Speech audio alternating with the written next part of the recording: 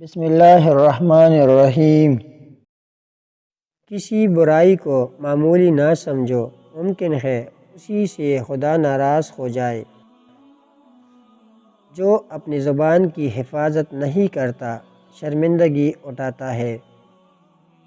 3 افراد کی غیبت جائز بلکہ امر ثواب ہے۔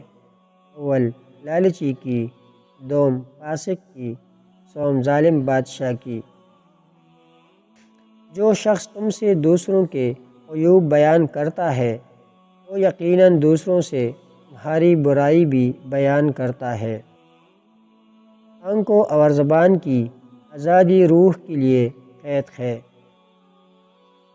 عقل مند بولنے سے پہلے اور بیوقوف بولنے کے بعد سوچتا ہے۔ جو ہنستے ہوئے گناہ کرتا ہے وہ روتا ہوا جہنم میں جائے گا۔ جس بات سے تم دوسروں کو روک رہے ہو وہ خود بھی نہ کرو۔ پست خیال، آوارہ مزاج اور فحش لوگوں سے دور رہو۔ ضرورتیں اگر کم کرو گے تو راحت پاؤ گے۔ سخاوت دنیا اور آخرت کی غیبوں کو ڈھانپ لیتی ہے۔ میں نے کسی شخص کی عزت اگر اس کی حیثیت سے زیادہ کی تو اتنی ہی میری عزت اس کی نظر میں کم ہو گئی۔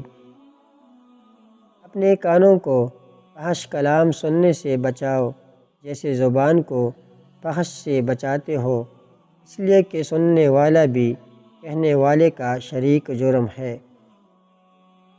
اگر جسموں کے لیے موت ہی مقدر ہے تو انسان کو راہ خدا میں شہید ہونا ہی بہتر ہے۔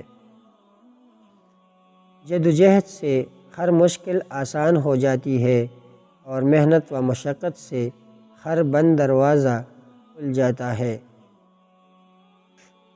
سب سے بہتر جہاد یہ ہے کہ تو انتقام کی قدرت رکھتے ہوئے غصے کو پی جائے اور بدلہ نہ لے۔ اللہ تبارک و تعالی ہمیں ان سب باتوں پر عمل کرنے کی توفیق عطا فرمائے، آمین۔